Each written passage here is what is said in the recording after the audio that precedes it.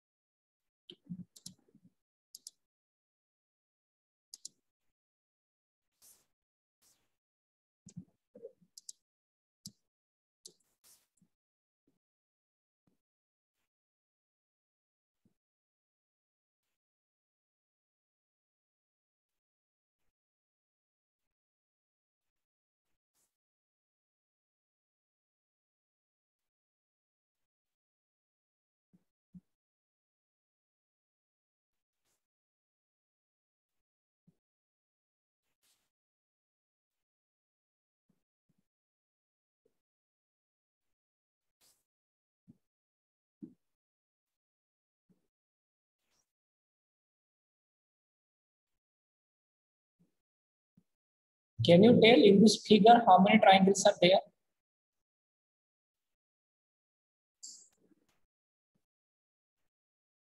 How many triangles are there in this figure?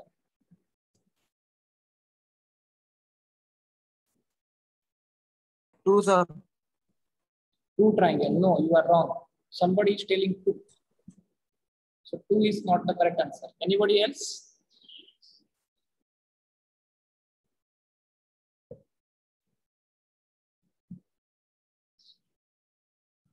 Three, sir.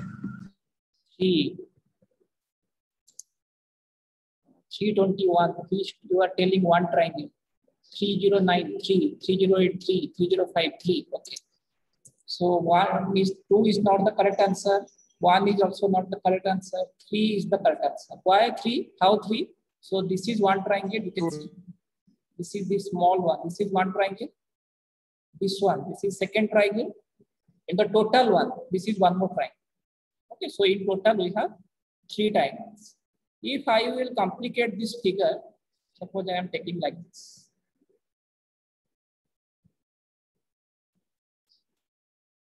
Now, can you tell how many triangles are there? 5. 5. Next. 3. Next, anybody else? 3. 3. Next.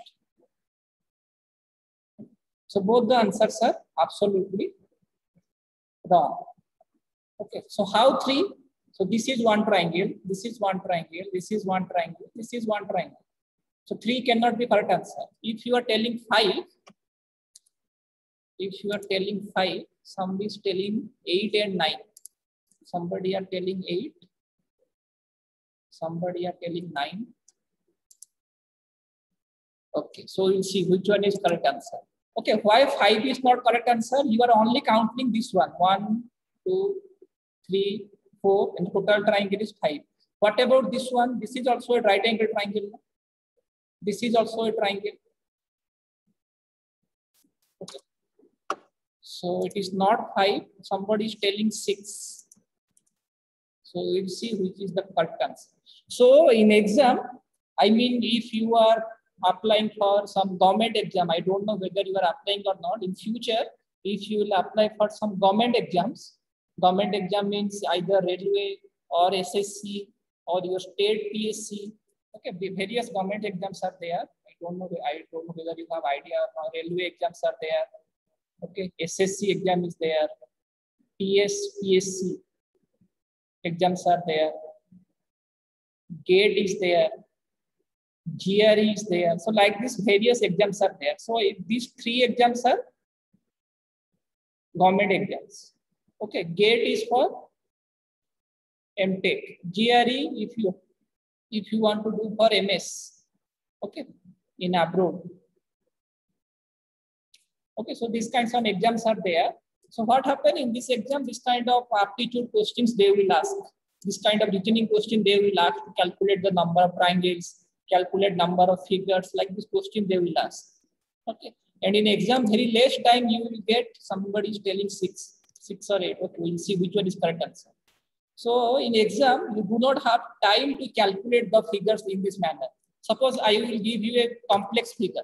Complex figure in the sense, suppose I will give you a figure like this. Suppose one triangle I am giving you.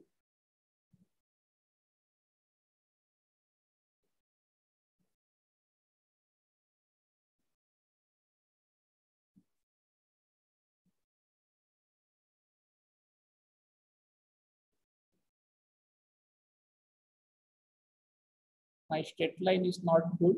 Consider this as straight lines. This kind of figures are there. So it is little bit complicated to count the number of figures over here. So how to do? The trick is, first this small figure you name it. This is figure 1, 2, 3, 4. Okay. Then you simply add this 1 plus 2 plus 3 plus 4. How much it is? 1, 2, 3, 3 plus 3, 6, 6 plus 4, 10. So the correct answer for this question is 10. For example, this figure. Okay, you just name it. This figure is 1, this figure is 2. So what is 1 plus 2? 1 plus 2 is 3. So the correct answer for this one is 3. Similarly, for this figure, the correct answer is 1 plus 2 plus 3 plus 4. It will be 10. For example, this figure. Okay, so you just name it. 1, you just name the small figures. This is 1, this is 2, this is 3, this is 4, this is 5, this is 6. Then you simply add it. 1 plus 2 plus 3 plus 4 plus 5 plus 6. Okay, so it will be 7 3 is 21. So total in this figure, total 21 triangles are there. Okay, so this is the trick to calculate the number of triangles. For example, suppose you don't have time to add all these things. 1 plus 2 plus 3 plus 4 plus 5 plus 6. Suppose you don't have that much of time. Then for this also you have a shortcut. What is the last figure? Last figure is 6. 6 into next figure 7 divided by 2. Just to do this. Okay, the formula is n into n plus 1 divided by 2. Okay, so 2 3s are 6, 7 3s are 21. So the correct answer will be 21. Okay. So in this manner, you can count the figure. There are lots of tricks. Lots of tricks are there. Suppose they here once again, suppose here they will draw one horizontal line, and here they will draw one more horizontal line. Okay, so here you can see here also some figures are coming. In this case, how to calculate the figure? Again, so for this base, you just identify the base. For this base, how many figures are there? If you consider this base, then we have total 21 triangles. Now consider this base. If I will consider this base, suppose this is 1, this is 2. So what is 1 plus 2? 1 plus 2 equal to 3. Now I will consider this base. If I will consider this base, 1, 2. 1 plus 2 is 3. Okay, so for this base, I got 21 triangles. For this base, I got 3 triangles. For this base also, I got 3 triangles. So in total, 21 plus 3, 24, 24 plus 3. Total, I have 27 triangle for this figure. Okay. So like this, lots of tricks are there. If you will get some time in some day, in the evening time, if you are interested, I can teach you all these things. I think you have CRT classes. In CRT classes, sir might have told you all these things. Okay. If they didn't told you anything regarding the CRT classes, then you ask the faculties regarding all these things, how to calculate the triangle, because this is important. Okay, anyway, I am not taking your CRT classes. I will take thermal engineering one. So we'll start it. So yesterday we have already started this measurement of air consumption by using air box method. Okay, so by using this air box method, how to calculate the amount of air flow rate to the engine cylinder, we have started yesterday. So one related question I will show you before starting the lecture. One previous year question I will show you. Just look at here. 2017. Okay.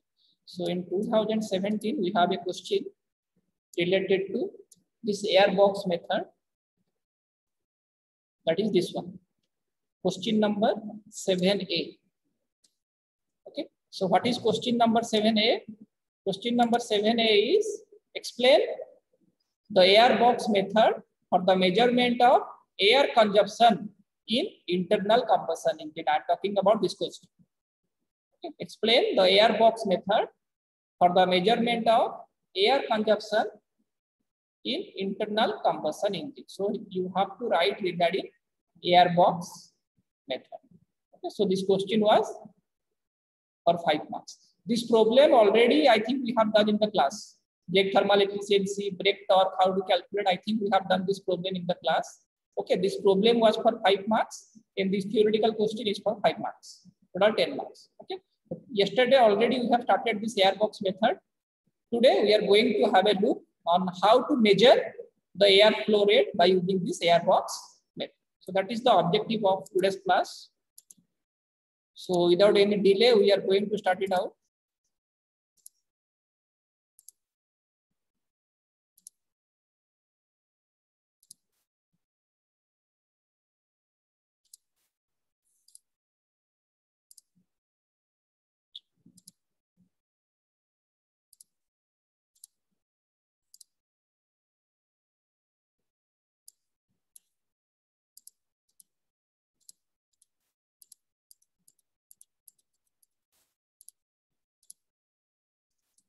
Okay.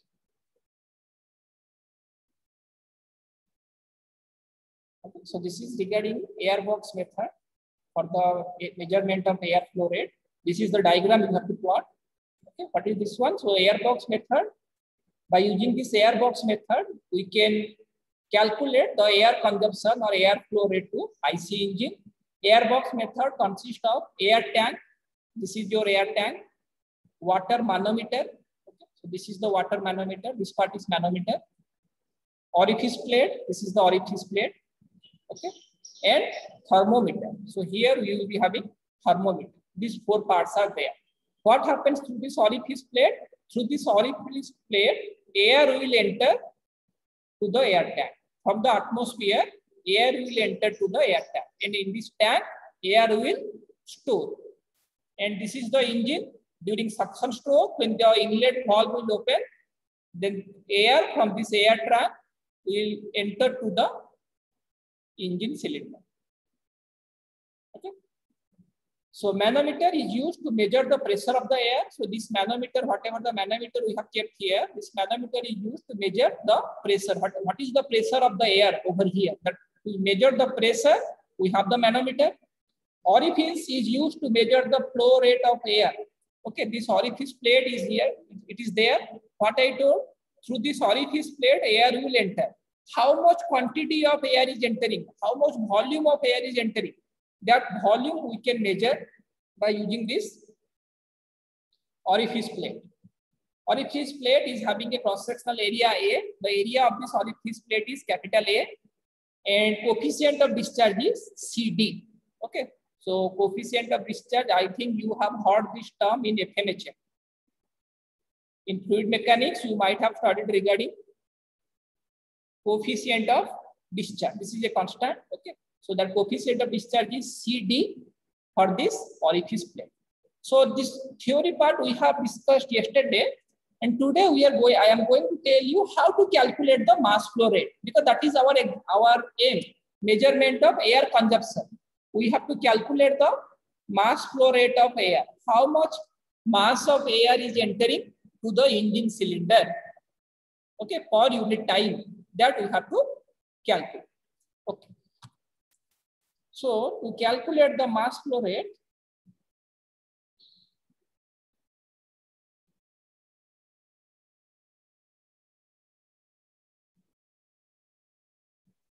calculation of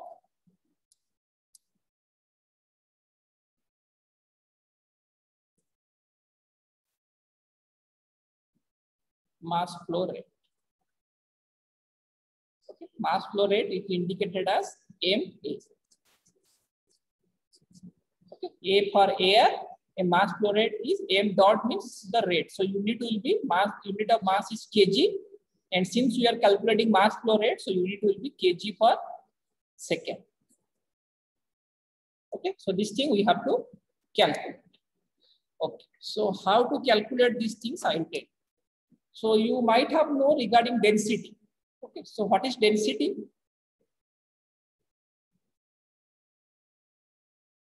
Density is nothing but mass divided by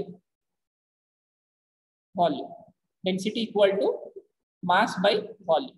That implies what I will require. I require the mass flow rate. Okay, so what will be the mass? If this volume I will multiply over here, I will get the mass. Okay, so that from this equation I will get mass equal to this volume I will multiply over here.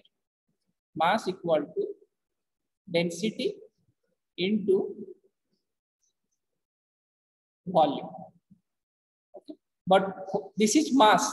The unit of this one will be in kg. But what I require? I require mass flow rate.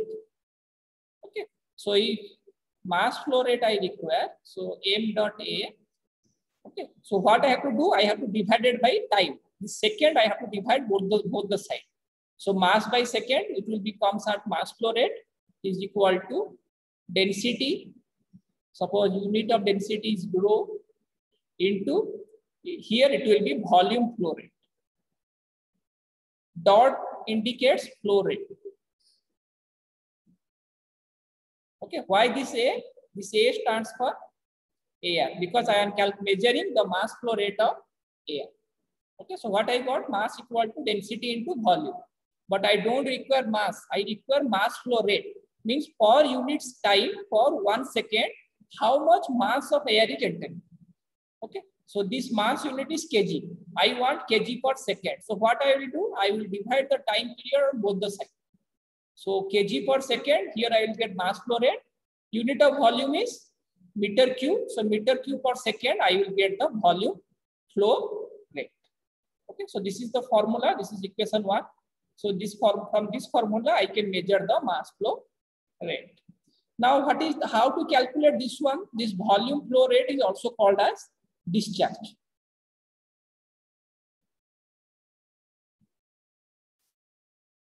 So I have to calculate volume flow rate or discharge. So this value I have to calculate. The unit is V, capital V dot. So what is the unit of this one? The unit of discharge is meter cube per second. And how to calculate the discharge? In fluid mechanics, I think you have studied this thing. In fluid mechanics, discharge equal to area into velocity. If I multiply area with velocity, I will get discharge. How? Because what is the unit of discharge? Unit of discharge is meter cube per second. What is the unit of area? Unit of area is meter square. What is the unit of velocity? Unit of velocity is meter per second. Yes, unit of velocity is meter per second. So if I multiply area into velocity, meter square into meter per second, I will get meter cube per second. That's why discharge equal to area into velocity. So we'll write this one again. That implies VA dot equal to area. What is the area of the orifice? Area of the orifice we have taken capital A. Okay, area of the orifice is capital A. So area is capital A we are taking into. Okay. So what is the velocity? The velocity is coefficient of discharge into square root of 2g h. Okay. So velocity equal to square root of 2g h. Do you know this formula or not? How this formula came? V stands for velocity. V stands for velocity and h is manometer head. Manometer head. Okay. So V equal to square root of 2gh. How this formula came? If you don't know, I will tell you. So inside this tank, what happened? First, air will store inside this tank. Air will enter through the orifice and air will store inside this tank. Okay. So when air will store here, the air will be having potential energy. When air will store inside this tank, the air will be having potential energy. And when this intake valve will open, the air will start moving from the tank to the engine cylinder. Then the air will be having kinetic energy, because if the body will move, then it will be having kinetic energy. Okay. And according to first law of thermodynamics, energy can neither be created nor be destroyed, but it can transform from one form of the energy to other form of energy. So I can tell whatever the potential energy of the air was there inside the tank, the same potential energy of the air will be converted to kinetic energy. Okay. By keeping that equation, I can prove this one. So potential energy, I am writing PE, potential energy of air is equal to kinetic energy of air. That implies what is potential energy formula? mgh. That is the formula for potential energy, which is equal to, what is the formula of kinetic energy? Formula of kinetic energy, yes, it will be half mv square. So mass of the air, both sides will get cancelled. What I require? I require velocity. Okay, so keep velocity over here, remaining everything will take to right hand side. So this 2 will come here, so it will be 2gh. Here it is v square. If it will come to this side, it will be square root of 2gh equal to v. So from here, I can tell velocity equal to square root of 2gh. This is the common sense. I think you should know this. Okay. In steady flow energy equation, thermodynamics, we have studied regarding this one. Yes. Okay. And in fluid mechanics also, I think this will be there. So you should have idea regarding this thing.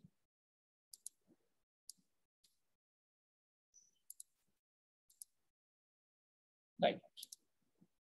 So that's why in place of velocity, I have written square root of 2g into h. Okay. Now, this head of the air, this HA is called manometer. Sorry.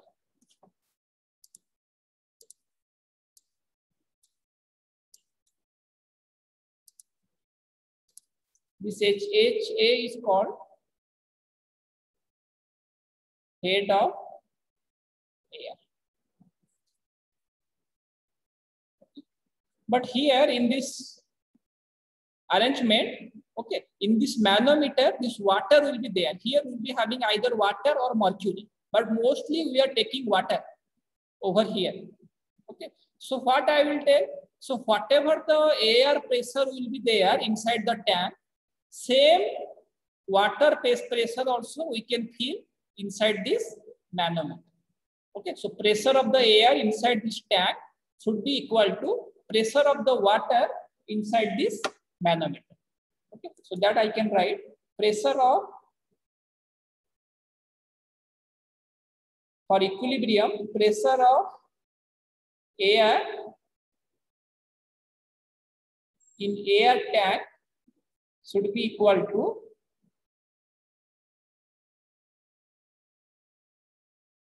pressure of water inside manometer. Okay, for equilibrium, whatever the air pressure is there inside the tank, the same pressure of we will get inside the for the water also. And how to calculate the pressure? The pressure formula is rho g into h. And for air, it is density of air. G is acceleration due to gravity, that is constant, and h is ha. This is the head of air, which is equal to, if we will calculate the pressure of water inside the manometer, same rho g into h. Since we are calculating for water, so we will take density of water, and g is constant, you know, for everybody, and h w will take, that is the head of the water. This h w. What is h w? You can see here this delta h. This delta h is also called as h w, height difference of water. Okay, here we have written delta h. The delta h is same as h w, height difference of water. Okay. So this g and this g will get cancelled out. What I require here? I require HA. The value of HA I require. Okay. So if I want to calculate the value of HA, this rho A, I have to take this side. That implies HA equal to, if it will come to this side, it will becomes rho W by rho A into HW. Okay. This is the head of the air we got. In the question paper, they will give the density of water, they will give density of air, and they will give the manometer reading of water. You put everything in this formula, you get head of the air, and that value you put here, you will get the discharge. Discharge value you put here, you will get the mass flow rate. But they will not ask question from these problems, they will not ask, but this derivation they can ask. So this discharge value, what I can write? Finally, the discharge equal to, so finally I can write discharge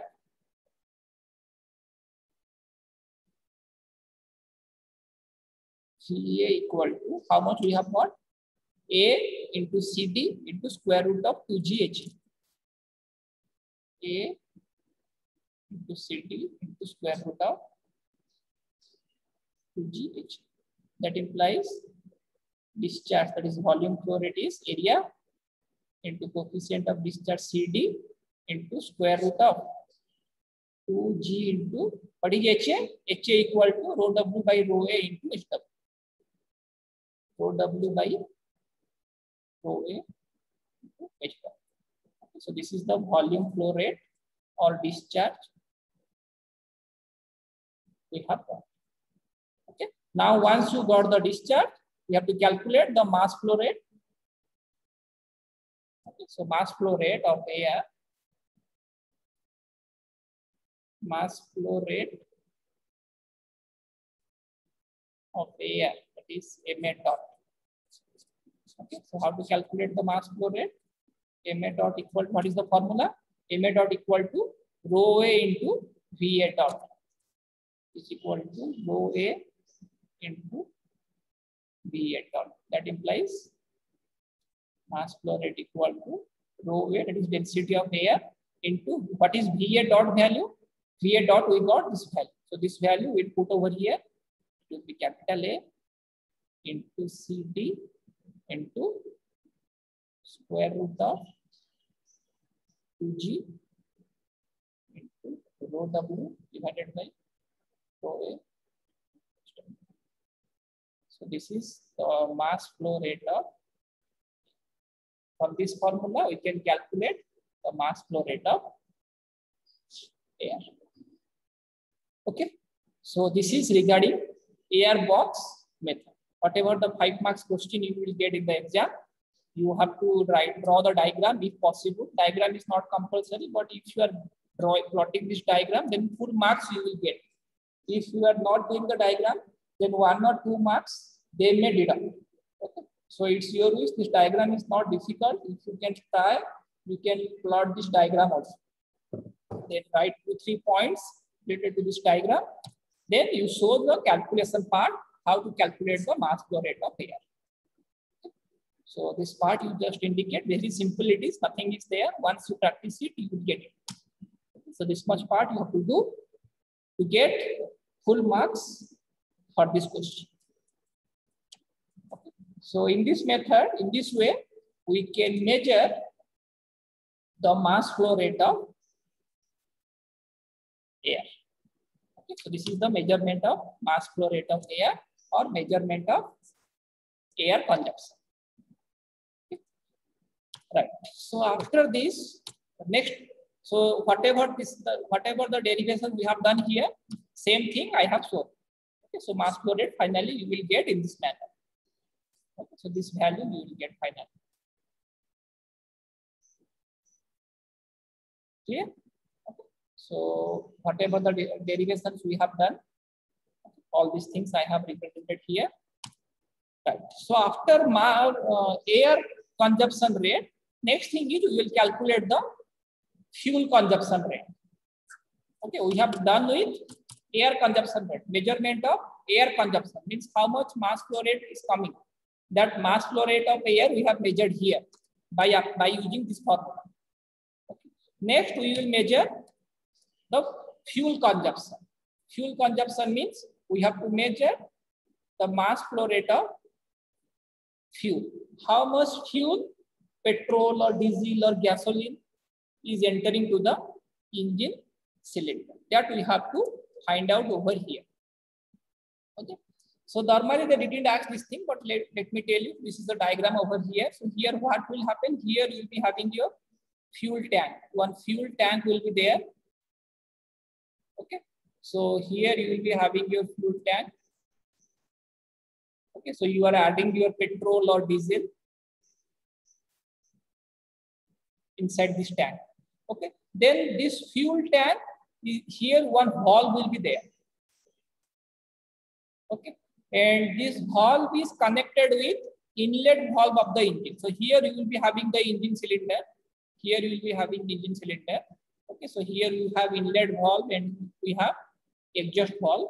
So this fuel tank valve, it is connected with the inlet valve of the engine. So whenever during suction stroke, this inlet valve will open. Due to pressure difference, this valve will also open and petrol or fuel will move in this direction. Okay. And here, what in between, what we are putting? We are putting a glass tube. Okay, here it is called calibrated glass tube. Calibrated means some scales are there. Okay, it is represented in cc. Cc means cubic centimeter. Cubic centimeter or centimeter cube. Okay, so mainly this one is used to measure the volume flow rate of air. Sorry, the volume flow rate of fuel. How much cubic centimeter of fuel it is coming, that will be measured by using this calibrated glass tube. Okay. So what it is telling, a calibrated glass tube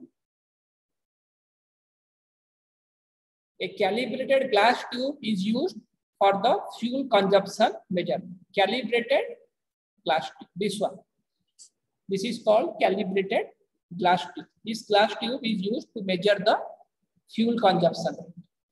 A quantity of fuel is taken from the fuel tank through the valve and then the valve is closed. So this valve, whatever the valve I am telling, whenever this inlet valve will open, this valve will also open and some quantity of fuel will enter to this glass tube.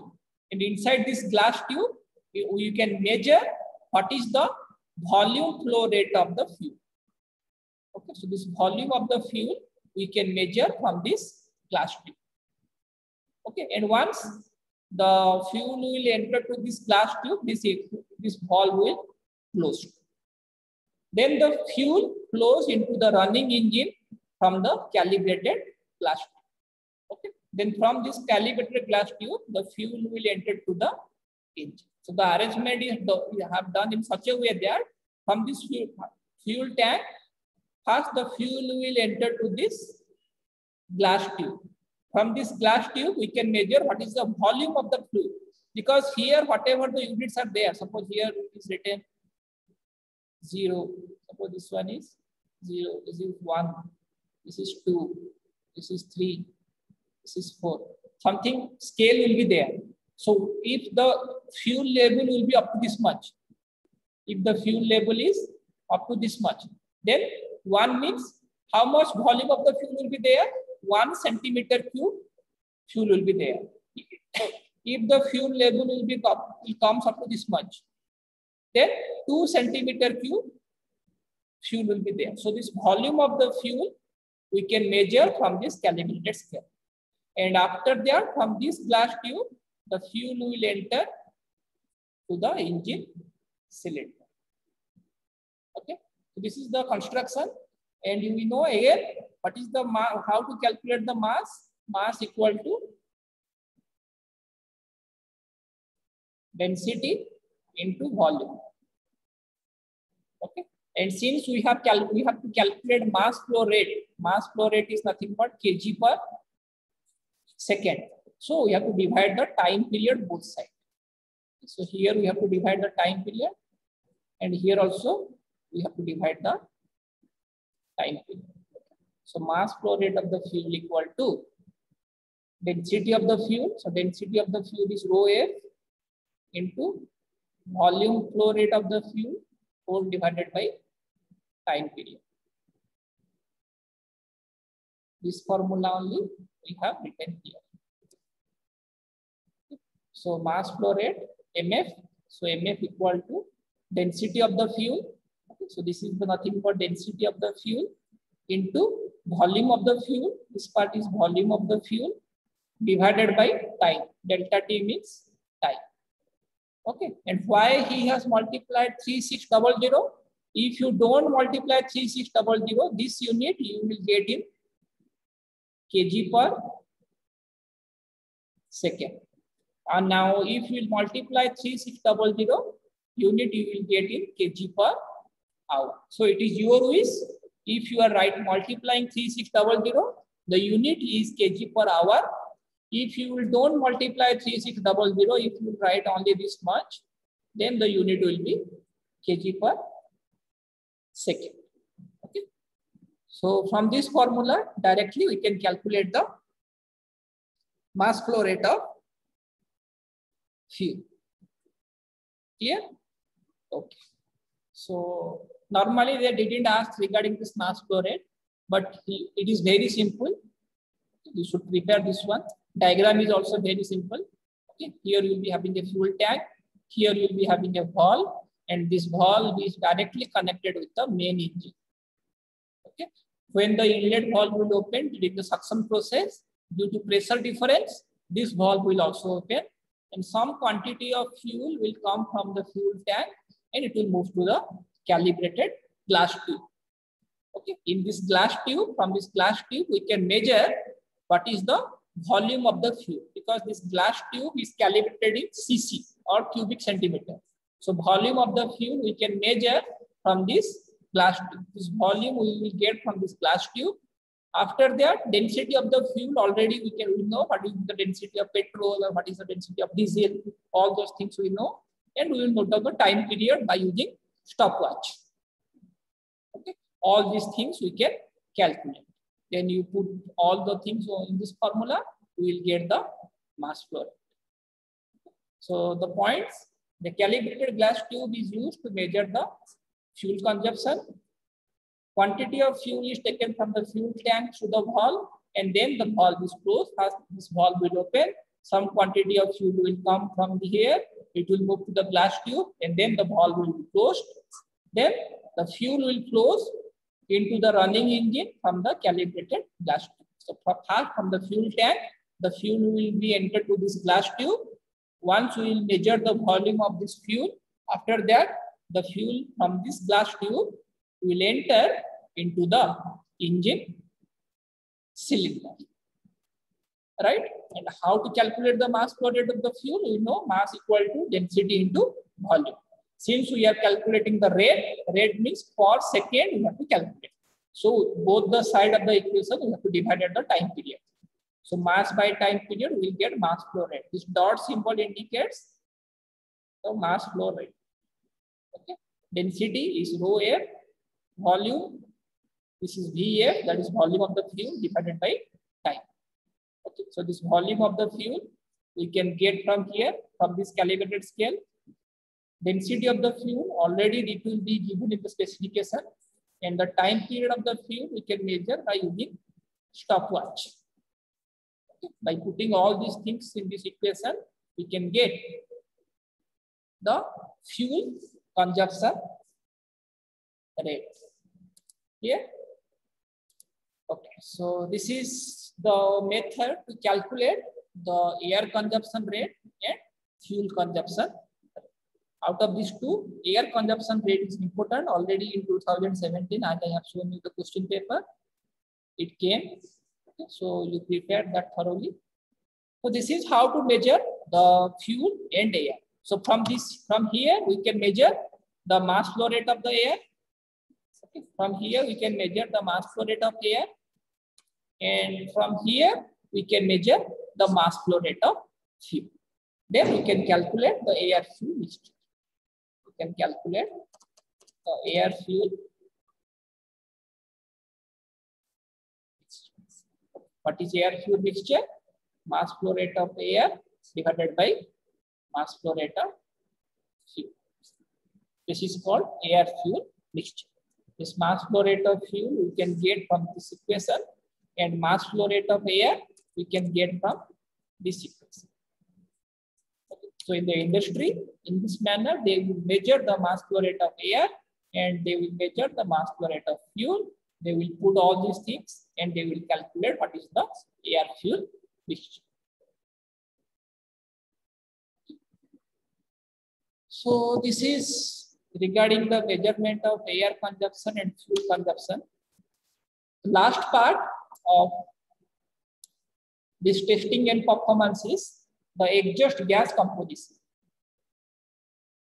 So this is the last part, that is exhaust gas composition.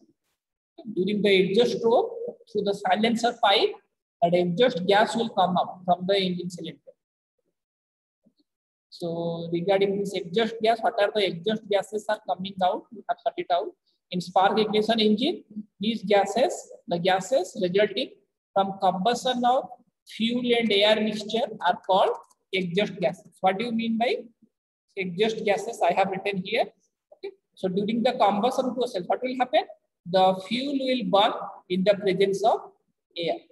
When the air and fuel will burn, some part of this air fuel mixture will be converted to power. But some fuel will remain unburned due to incomplete combustion. In unit 2, we have already discussed regarding incomplete combustion. Due to incomplete combustion, some fuel particles will remain unburned. Okay, and from those, whatever the gases will generate during the exhaust stroke, those gases will come out to the atmosphere. Okay, so those gases are called as exhaust gases. Okay, so whatever the components of exhaust gases, I think already you know all these things. I have listed down some components. So in that exhaust gases, you will be having nitrogen, you will be having oxygen, you will be having some water vapors, you will be having carbon dioxide, carbon monoxide, nitrogen oxide, sulfur dioxide, this carbon dioxide, carbon monoxide, nitrogen oxide. These are called greenhouse gases. Okay, so these components, these are harmful for our atmosphere. Okay, so that's the reason why in today's date we are moving towards electric vehicle. Okay, why we are moving towards electric vehicle? Because due to the presence of these components in the exhaust gases. Okay, so this amount is very less. You can see here. Okay. So 0.1 to 5% or 0 to 0.8%. Okay, sulfur dioxide is 0 to 0.002%. Though these effects are very less, but these gases are extremely harmful for our atmosphere. But because why it will be harmful? Because whatever the ozone layer is there, okay, it will destroy the ozone layer. Okay, and if it will destroy the ozone layer of our atmosphere, whatever the ultraviolet radiations, those are coming from the sun, those ultraviolet radiation we can directly expose to the ultraviolet radiations of the sun. Okay, and if we will expose to ultraviolet radiation, then skin cancer, some lung disease, those will be there. So these are the disadvantages of these greenhouse gases. Okay, so that's why in nowadays we are moving towards the electric vehicle. One Tesla company is there. I don't know whether you know this or not. One Tesla company is there. Okay, they are mostly working for the production of these electric vehicles. Okay, so out of all these things, some toxic gases, some non-toxic gases, those are coming to the atmosphere. But the most harmful gases are those things: carbon monoxide, carbon dioxide, nitrogen oxide, okay, the sulfur oxide. This is also comes under greenhouse gases. So these are some components of exhaust gases, okay, and some points I have written out because one time they have asked regarding the composition of exhaust gases of the engine. 4 marks question. They have asked in the final year exam. They like what are the different compositions of exhaust gases. Okay. So first one is carbon monoxide. Carbon monoxide symbol is CO. Okay. Carbon monoxide is a colorless, odorless, and tasteless gases. Okay, because if carbon monoxide is there in the atmosphere, you cannot see it. It is colorless. You cannot smell it because it is odorless. You cannot taste it also. Okay, but it is highly toxic. Okay, so that's why in this here for carbon monoxide, okay, we have kept it in the toxic category.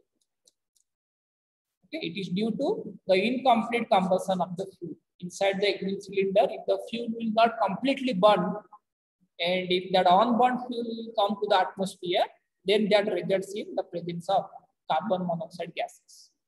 Okay, oxide of nitrogen. Oxide of nitrogen means this nitrogen oxide. Okay, NO2, NO, nitrous, those are the oxides of nitrogen. It is the result of chemical reaction between nitrogen and oxygen at relatively high temperature. At high temperature means around 2500 degrees Celsius. Okay, because inside the engine cylinder, during the combustion process, the temperature will rise around 2500 or 3000 degrees Celsius. At that high temperature, when this nitrogen will react with oxygen, okay, then it will give rise to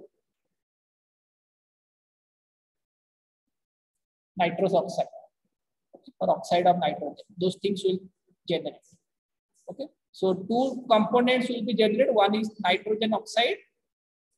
Okay, this is nitrogen oxide or nitrogen dioxide. These 2 parts will generate from here. Then hydrocarbon, already you know whatever the gasolines we are using, those are hydrocarbon. Either those are propane or those are butane. Okay. These are the few components that we are using.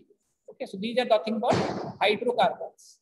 Okay, so 1 to 1.5% of hydrocarbons will be also be there in the exhaust gases.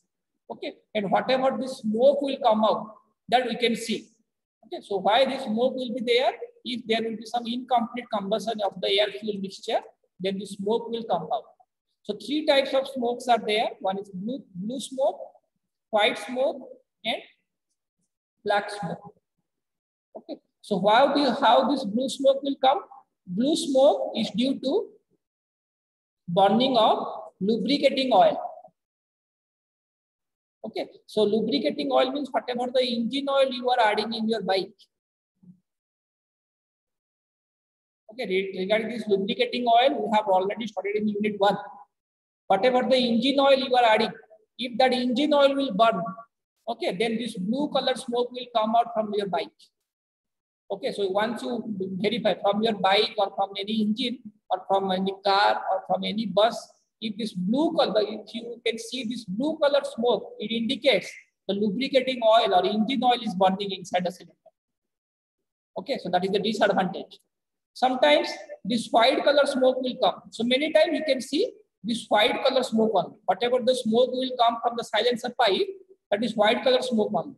That is due to the vaporization of water vapors or some antifreeze solution. Okay, in the cold country, some antifreeze solution we are adding with the petrol or diesel, so that it will not get freezed. Okay, so due to the vaporization of water vapors or antifreeze particles, we can get the white smoke, which is very normal. Black smoke, if you are getting some black smoke, then high fuel consumption will be there. If lots of amount of fuel consumption will be there. Okay, suppose for a engine, the mass flow rate of the fuel is suppose 0.01 kg per second. Okay, so instead of 0.01, suppose it is consuming 0.23 kg per second. This much amount of fuel it is consuming, which is more than the prescribed value. It indicates that the engine is consuming high fuel. Okay, mileage of the engine will be very less. In that case, we can see the black color smoke from the engine.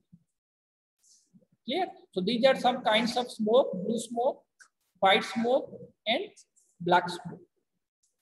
Okay, so this is all about the various components that we are getting from the engine cylinder in the form of exhaust smoke.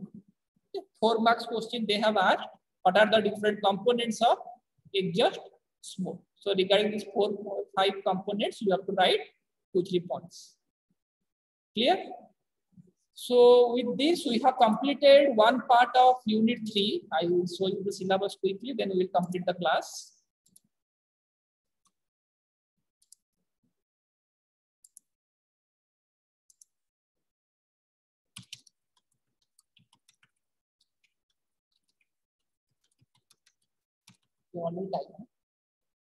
So we have completed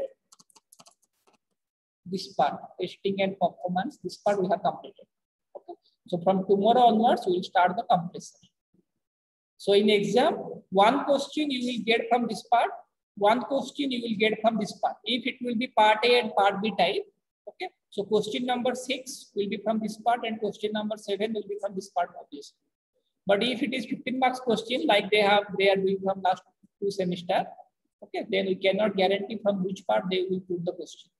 Anyway, this part is completed. So tomorrow we'll start the compressor part. Okay. So this note I will put in the group, go through it. That's all about for today's class. Once again, we'll meet tomorrow. Have a nice day. Bye. Sir, you take class from here on. But don't delete it. Just